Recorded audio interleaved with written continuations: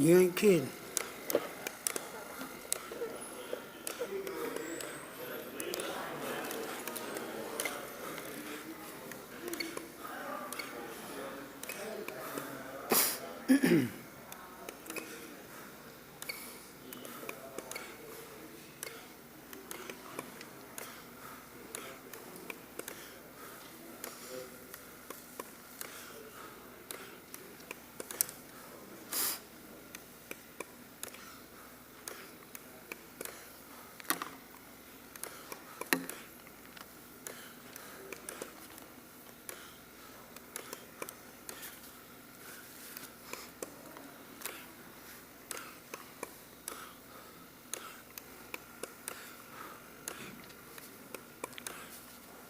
I had amnesia once, or was it twice?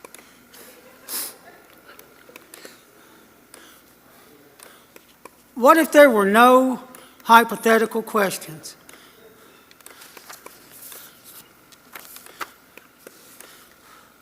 Dad went with me to Nashville not long ago, and he said something, and I said, it's not an optical illusion. It just looks like one.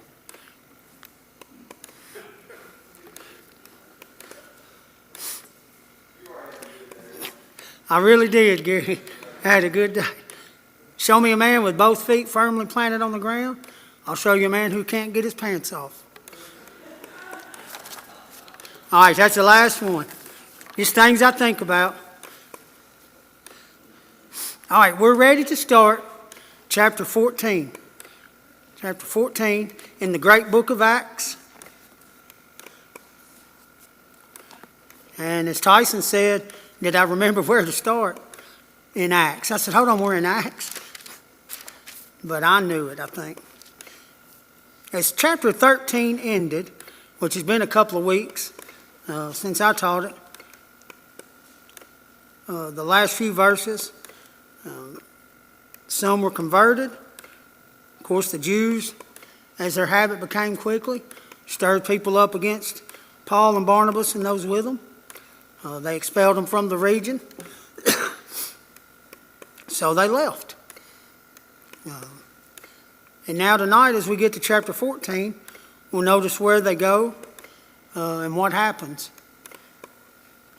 So Acts 14, verse 1. Now it happened in Iconium that they went together to the synagogue of the Jews, and so spoke that a great multitude both of the Jews and of the Greeks believed.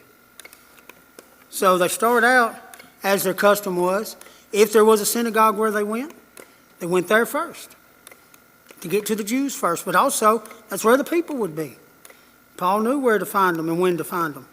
So they started there and had success, didn't they? Multitude believed, Jews and Greeks. So they preached the word and it worked.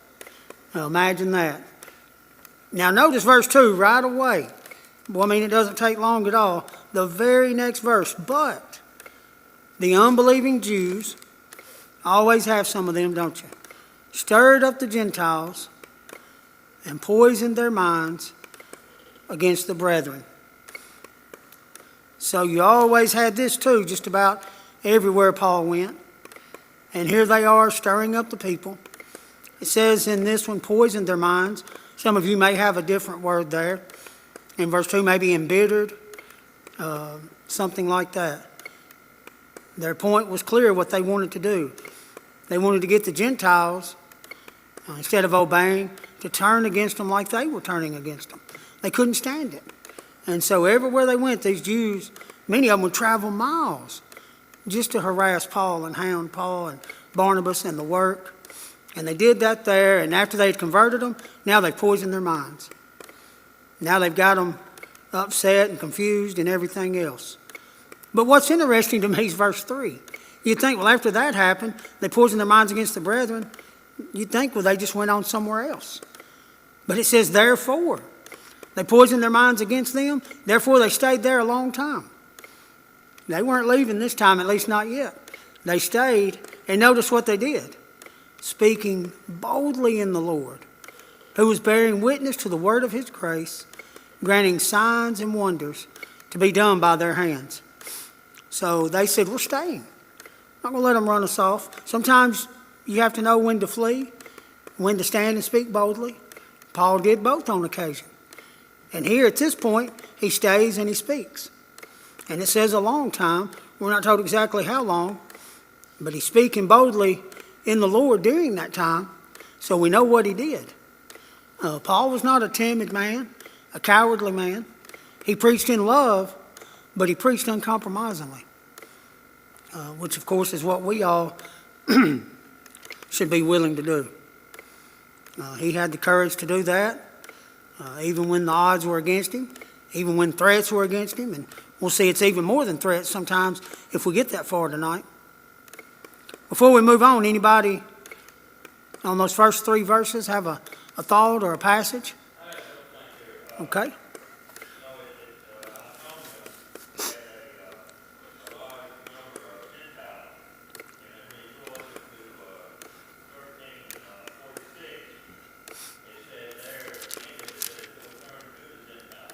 Yep.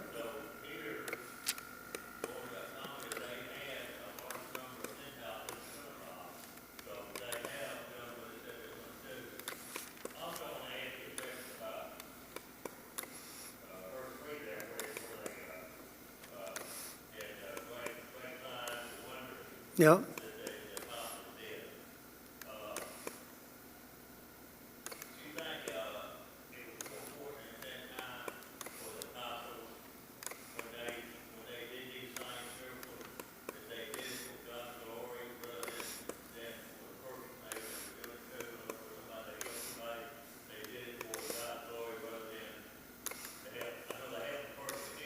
Yep. Yeah, I've always worded it this way: the miracles confirm the word as being from God. But boy, what a great byproduct or benefit for the one who was healed in the process of that. So you're right, they were done. It would glorify God. It would prove that they were genuine messengers of God. Or as it says here, that God was working with them, witness to them, because normal men can't do what they were able to do. So God proved he was working with them by doing those miracles. And you're right, the point wasn't just necessarily to heal people. That was just a great byproduct. The main thing was to confirm the word as being from God, like Mark 16:20 teaches. So it went back to God so they would be willing to heed the message and obey it. And that's exactly what happened here. That's exactly right. And notice how it's worded, the word of his grace, by the way. Yes. Yep. Have compassion, and Paul did. He didn't compromise, but he wasn't hateful either. Yes, sir.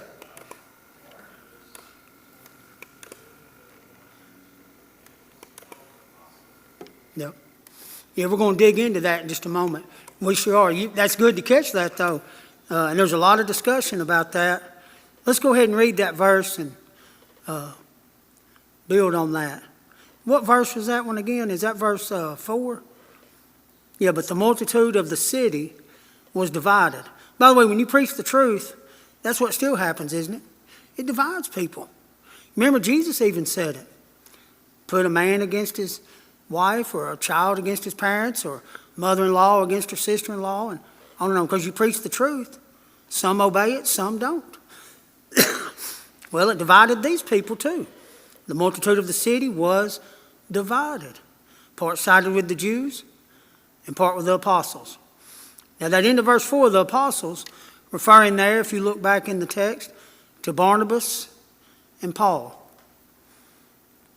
But here it's not talking about apostles of Christ. This is apostles of the Antioch church. The reason I say that, Barnabas was not an apostle of Christ. Paul was.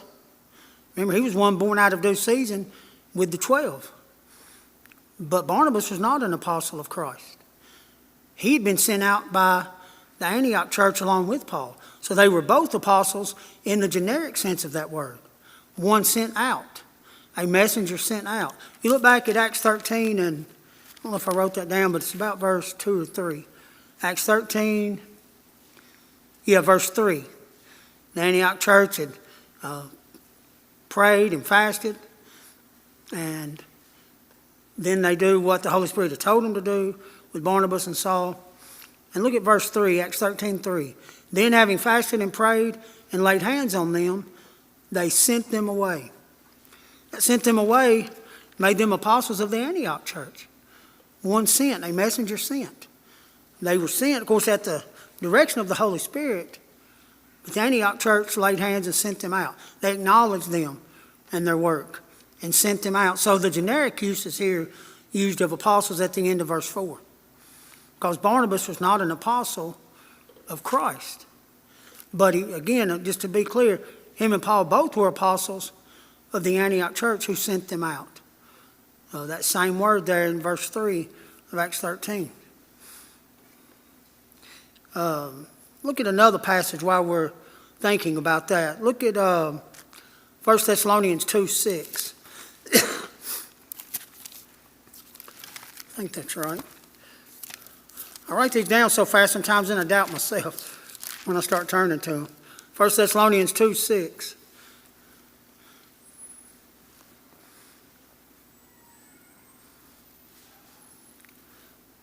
Gil, do you have that one? Verse 6.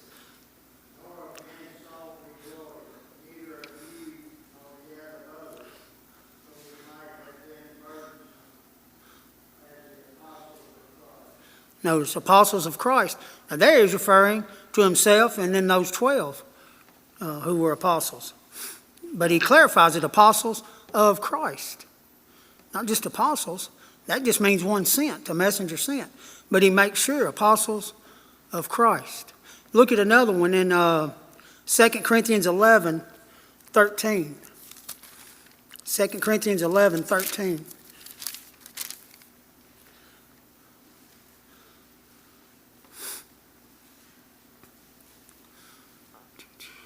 BT, do you have that one? 2 Corinthians 11:13.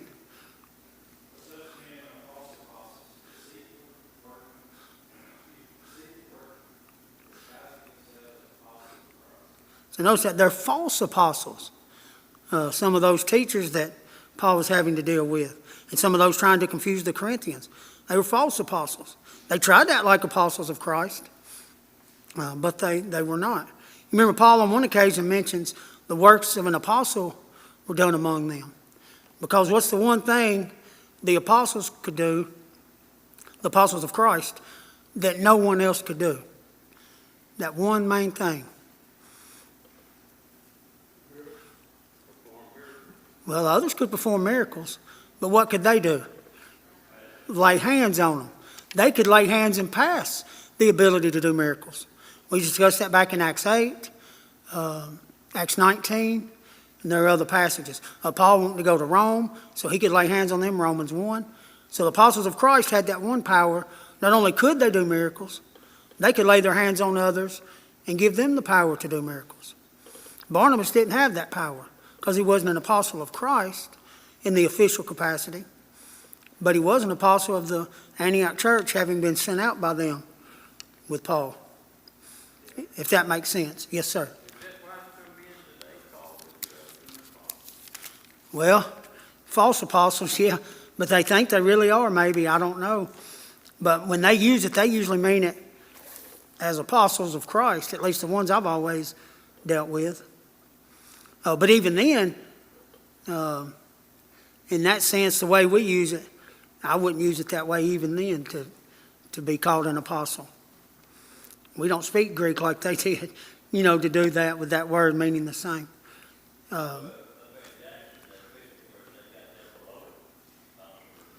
Yeah. I studied with me and an elder when I was at Bemis. Studied with a man one time, and I think I mentioned him. His title barely fit on their church van. He was the very right Reverend Apostle so-and-so.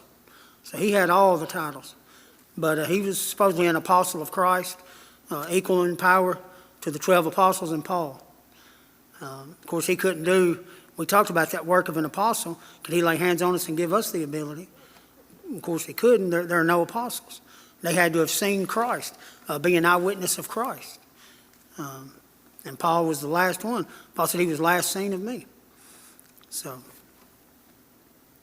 all right, back to our text, unless somebody else had something. All right, look at verse 5 then. And when a violent attempt was made by both the Gentiles and Jews with their rulers to abuse and stone them. Notice they didn't just want to stone them, they wanted them to suffer. To abuse and stone them, they became aware of it and fled to Lystra and Derbe, cities of Lycaonia, and to the surrounding region. And there, look what they did again, were preaching the gospel. So everywhere they went, they were speaking boldly in his name. They were preaching the gospel. And you know the old saying we've all heard, at least I think most of us have heard it, everywhere Paul went, there was either a revival or what? A riot. Everywhere he went. Sometimes both. But everywhere he went, a revival and or a riot. Because he preached the truth, yes, in love, but boldly. Without fear or favor, without compromise. And he preached what people needed to hear. Not just some general message that wouldn't affect anybody. He preached what they needed to hear. And that's what they do here. They get out of this area, but they didn't quit preaching. You know, at first we read they stayed a long time. Then it was time to flee, and they fled. But they keep doing God's work, preaching the gospel. So that's the encouraging thing that we learn from Paul. No matter what happens, keep preaching the gospel. Sometimes you may have to do like Jesus said, wipe the dust off your feet and go on. Brother Cates told us a story at Memphis School of Preaching years ago. He was a southern boy from Alabama, and he's a good man, except he was an Alabama football fan, huge one. But other than that, he was a great man. But he went out west, all the way to the west coast to Oregon, and preached there for about 3 years. And it got so bad that when him and his wife and their 2 kids left, he said, when we got out to the state line to leave Oregon, we literally got out of the car and wiped our feet off. Got back in, said a prayer, and didn't look back. It made me think of what Jesus had said. And here Paul had to flee, but he kept doing the Lord's work, kept preaching the gospel. All right, notice verse 8. So now he's in Lystra, a city, as we read, in Lycaonia. And in verse 8, he says, in Lystra, a certain man without strength in his feet was sitting, a cripple from his mother's womb, who had never walked. Have we seen someone in that condition in the book of Acts before? We did, didn't we? Back in what chapter? Back in chapter 3 with Peter. Paul's going to do something very similar to what Peter did. And of course, by the same power that Peter used. So here's a man, crippled from birth. He had never walked. This man heard Paul speaking. Paul, observing him intently, seeing that he had faith to be healed, said with a, excuse me, that's what I get for trying to be loud, said with a loud voice, stand up straight on your feet. And he leaped and walked. Isn't that amazing? Immediately. Now that's a genuine miracle. Someone born lame, having never walked, told to get up and immediately able to leap and walk. It didn't take months and months of therapy, a bunch of surgeries. Immediately. A genuine miracle. You remember in the Bible, and we've talked about it before, the miracles were such that even the enemies would almost always agree it was a real miracle, but still try to stop it. They did that with Jesus on 2 or 3 occasions. They did it with Peter. They did it with Paul. So here's a genuine miracle. Yeah, did not touch him. He just spoke, didn't he? Told him to stand up, and the man did it. By the way, it mentions specifically he had faith to be healed. Did all miracles say that or require that?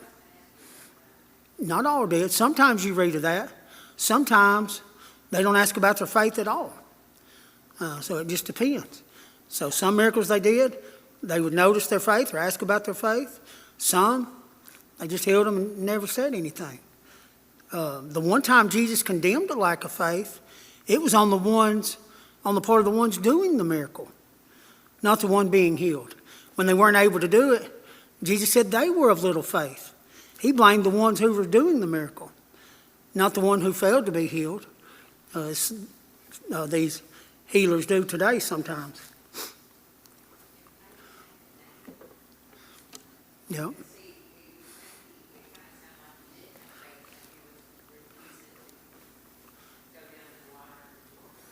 Yeah, at first he didn't. He didn't want to do it. But this man immediately, he was different, wasn't he? Stand up and walk, and he immediately, just as he leaped up and walked. So he showed faith, and it was brought up by Gary. Paul didn't touch him here. He just told him stand up. When the man had enough faith to do it, he was healed. And like you mentioned with Naaman, once he had enough faith to do what God said, it didn't matter if it made sense to him or not, just do what God said. Naaman did it, and he was cleansed. Yes, sir. I think the verse before it, how he was observing him intently, he could see that he was apparently really listening into this lesson. Maybe some of them were just there to hear somebody talk, have something to do. But he saw this man apparently in his eyes that here's a genuine listener. And he may have, with his miraculous ability, even had more way to know as possible. Yeah, we're not told specifically, but I'd say that's a possibility. So verse 11, anybody else? Yeah. Okay, so like when Jesus healed the man that could see, he could stuff spit, we know Jesus could have just healed it. No. So what our purpose of all of that was? May have just been to test him on that occasion. Very well could have been. Or maybe to make sure others saw it better or something, or to make a bigger impact on the man. We're not told specifically, because sometimes you're right, he didn't do it. Sometimes he just spoke the word and didn't even see the person he was healing. But on that occasion, you're right, he did something that was very unusual for him compared to his other miracles.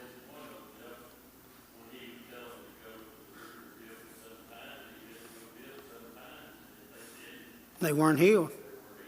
If that man would not have, even with Jesus doing that, if he would not have went, I think it's the pool of Siloam he was told to go to, if he wouldn't have done that and washed, he wouldn't have had his sight back.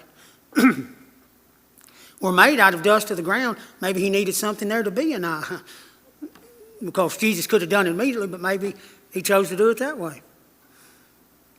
All right, so he's healed this man. He jumps up immediately, able to leap and walk.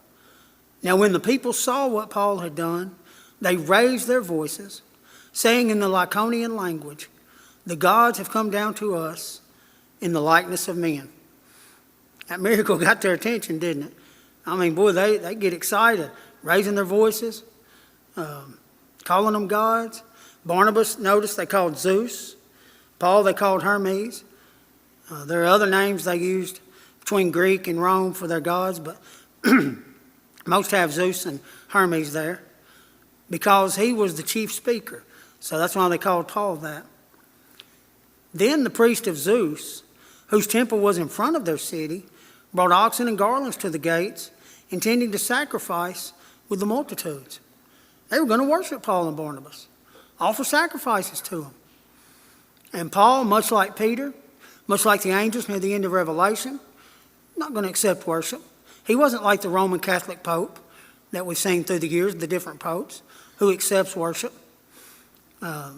That's a scary thing too, I would think. But anyway, you don't see the apostles do that. You didn't see the angels do that. They said, get up, don't worship me, worship God only. So verse 14, when the apostles, there he's called that again, Barnabas and Saul. Doesn't say apostles of Christ on this occasion, but the apostles. They're on the missionary journey for the Antioch church. Barnabas and Paul heard this. They tore their clothes, ran in among the multitude, crying out and saying, "Men, why are you doing these things? We also were men with the same nature as you, and preached to you that you should turn from these useless things." Notice he called their religion and what they were doing useless things. He didn't mean it ugly. He just meant it as a point of fact, didn't he? Worshiping Zeus is not going to help you. Offering sacrifice and stuff to me and Barnabas, Paul said, that's useless. Don't do that. He says, turn from that to the living God.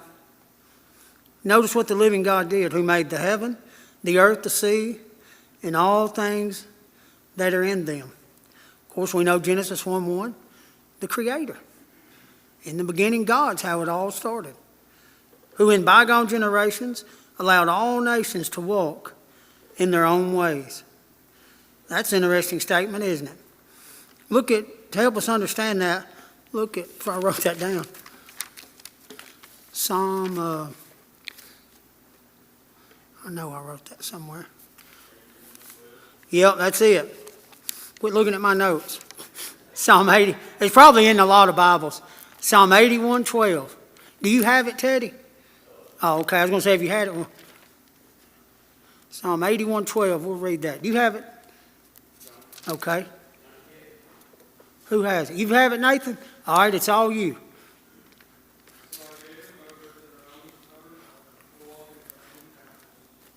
Notice they were determined to do it.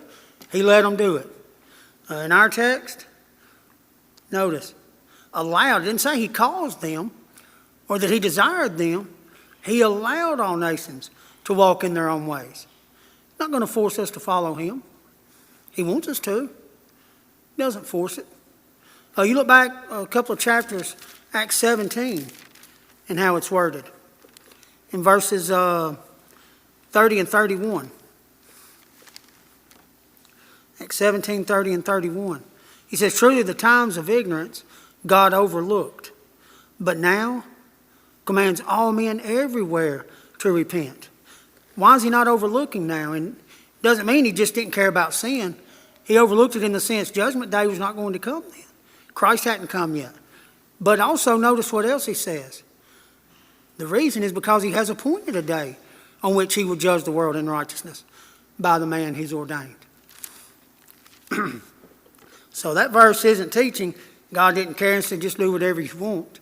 Remember, he was upset with Judah, Israel, but also the nations around them many times throughout the Bible. But his point is he allowed it.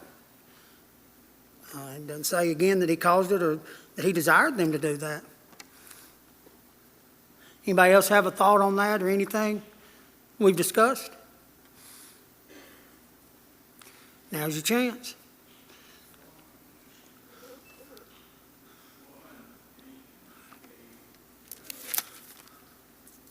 That's right.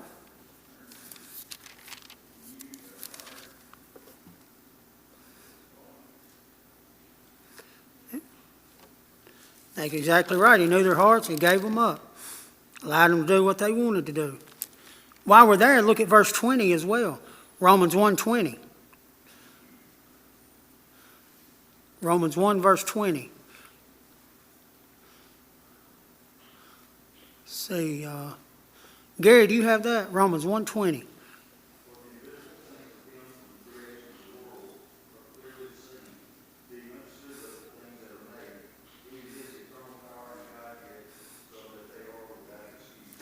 So he says, even those who denied God before the Bible was complete were without excuse. Because you can look around, the creation, everything around us. To say it just appeared or it's always existed, how ridiculous is that? Yet some do it, anything to try and get out of having to believe in God in their minds. And back in our text, he builds that very thought, doesn't he? In Acts 14:17. Nevertheless, he did not leave himself without witness, in that he did good, gave us rain from heaven, fruitful seasons, filling our hearts with food and gladness. So they were without excuse. He blessed them. The rain, the changing of the seasons, everything they had. Might not have told them exactly who he was, but told them there was a God. Of course, the Bible reveals exactly who it is and how he feels about us. But verse 18, with those sayings, Paul and Barnabas could scarcely restrain the multitudes from sacrificing to them. So they almost did it anyway, even with Paul begging them not to. They were so determined to do that on that occasion. Now here they are trying to worship Paul and Barnabas. Now look at the very next verse, 19. The Jews from Antioch and Iconium came there, and having persuaded the multitudes, they stoned Paul and dragged him out of the city, supposing him to be dead. However, when the disciples gathered around him, he rose up and went into the city. The next day he departed with Barnabas to Derbe. They're going to worship him one minute. Then soon as somebody else tells them something else, they go along with that and stone Paul. They thought he was dead. Notice they dragged him out of the city. They think we stoned him to death. We don't even want him in our city. Get the trash out of the city. So they stone him and drag him and throw him out of the city. Even the disciples thought he was dead. They're gathered around him. I wonder what everybody thought in the city and among the disciples. After being stoned so bad, everybody thinks he's dead. Notice he just gets up and walks back into the city. It's unbelievable. Some say it wasn't a miracle if we would be told. To me, it sounds like a miracle. We don't have to be told specifically. But if somebody's stoned that bad that everybody thinks they're dead, and they just get up and walk on their own back into the city, that's not normal. If they said they drug him back and nursed him back to health, maybe so. But it says he got up and just walked right into the city. And then the next day, went with Paul to Derbe. Didn't have a nice car to lay back in the back seat while Barnabas drove. So I think it was a miracle to be able to do all of that. Anybody have a thought on any of that?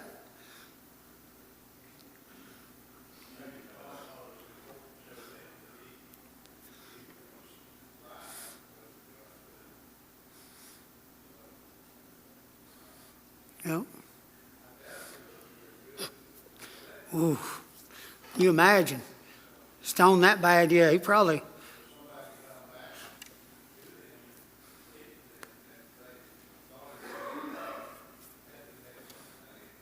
Yep. Of course, he did get out of there the next day. He said, I'm leaving. You know, it made an impact on him. You can imagine as it would anybody. Look at a couple of verses while we think about that. 2 Timothy, no, that's not the one I wanted. 2 Corinthians, I believe it is. I don't know why I wrote my verses everywhere but where I needed them. 2 Corinthians 11, there it is. 24 and 25. 2 Corinthians 11, 24 and 25.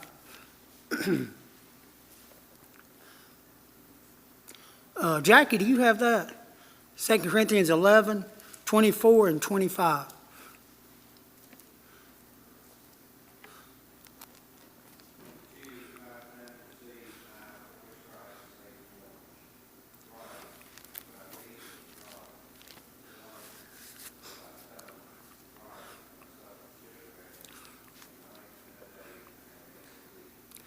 Well, he mentions once he was stoned. We just read about it, didn't we? We know when that was. So he went through it, didn't he? And that stuck in his mind. Even though it was one time, you can see why that's all it took for him to remember that. He also mentions it in 2 Timothy 3:11. Let's go ahead and look at that one briefly. 2 Timothy 3:11.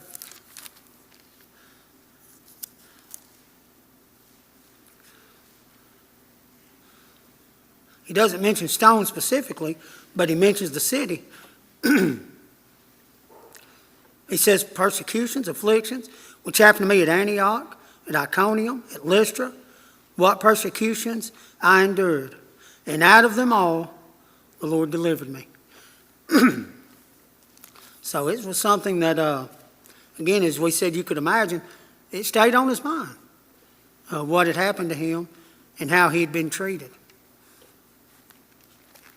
All right, back in our text, they've gone to Derbe, and I know you're going to be shocked to see what they did there. When they had preached the gospel, everywhere they went, that's what they did. Preached the gospel to that city, made many disciples. Now they're headed back home, so they're retracing their steps. They returned to Lystra, Iconium, Antioch. This first Antioch, of course, is Antioch of Pisidia. We talked a lot about that a few weeks ago. And look why they went back to them, strengthening the souls of the disciples, exhorting them to continue in the faith. Before we read on, they didn't just baptize them and forget them. Sometimes we do that if we're not careful. Well, we converted so-and-so. He or she repented, they were baptized, and then we forget them. Paul didn't forget them. He went back to strengthen them, to encourage them, to teach them, to build them up, to continue in the faith, it says. And he says we must through many tribulations, enter the kingdom of God. He warned them. Following God's not always easy. Matter of fact, sometimes it's hard. Remember, Peter told his readers, if you're going to be persecuted, don't think it's strange. Don't be caught by surprise. Paul said all who live godly in Christ Jesus will what? Suffer persecution. He was very open about that. Jesus was very open. He said, the world hated me, it will hate you. If we're faithful, we're not going to be best friends with the world. They're going to hate us at least. Many will.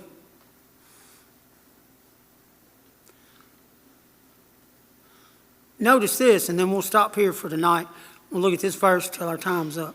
So when they had appointed elders in every church, excuse me, and prayed with fasting, they commended them to the Lord in whom they had believed.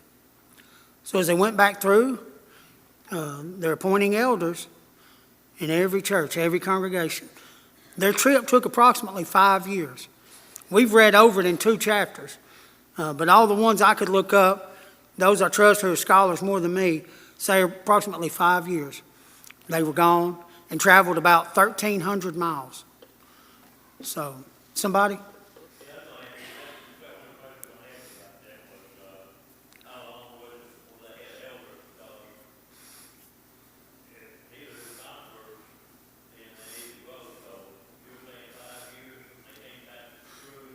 I don't know if that long from them to there, because they had gone other places. Could have been as short as 2 or 3 years.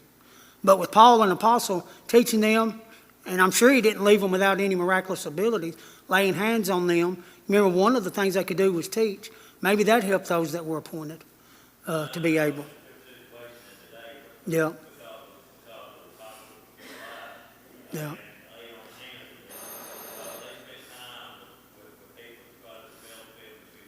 That's right.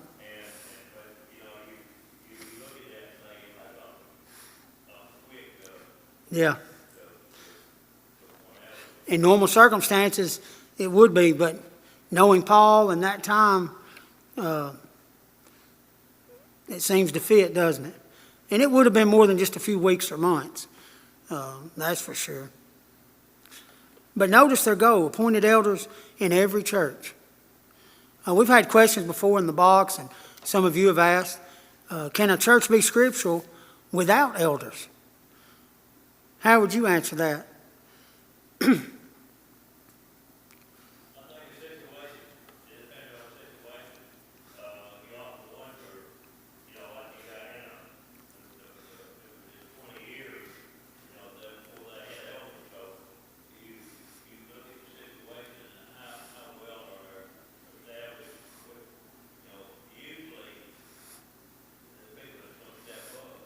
Yeah.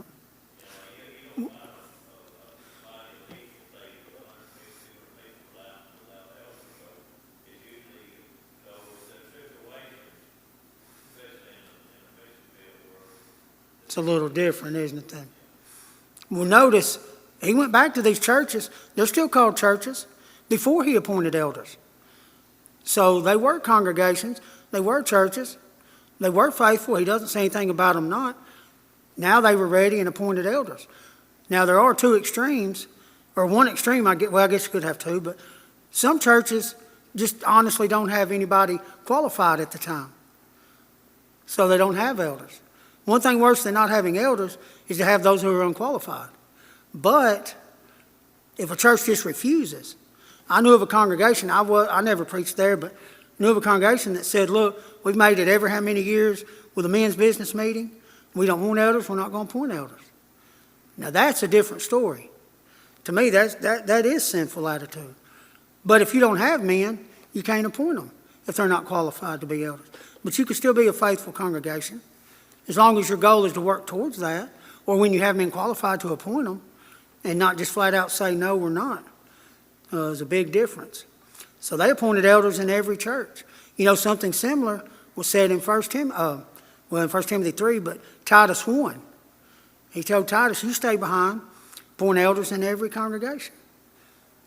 Every city we establish a church, strive to appoint elders. That's the goal. is to have elders. As soon as you have qualified men to do that.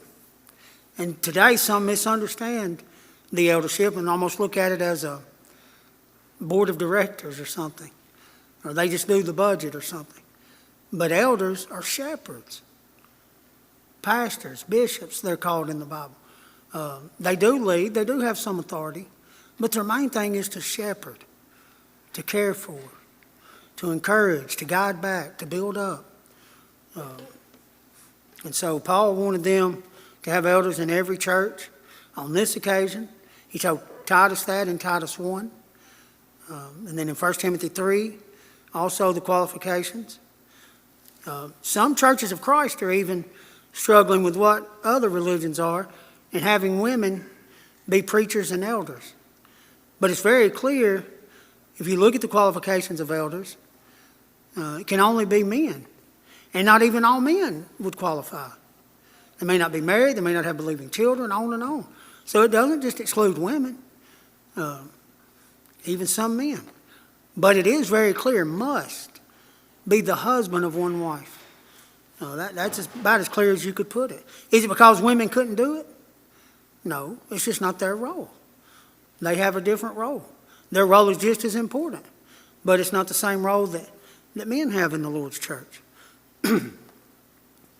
Anybody have a closing thought? Yep.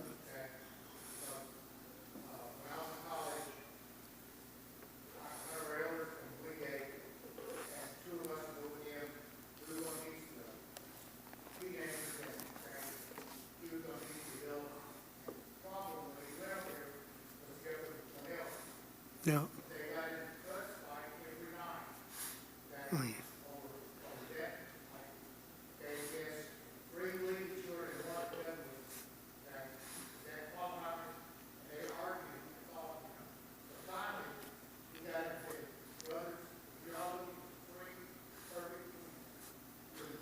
That's right. You'd never have elders. No. Yeah, they killed him.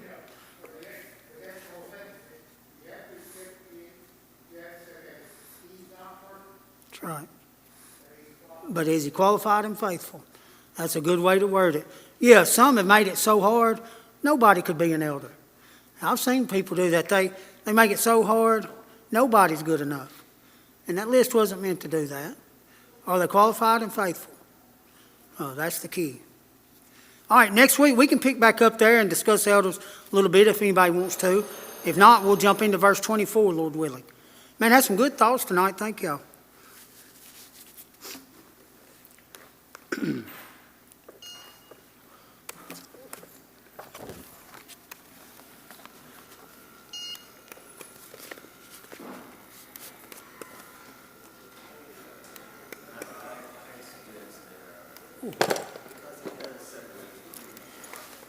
Yep. And he does emphasize not being a novice. What in the world?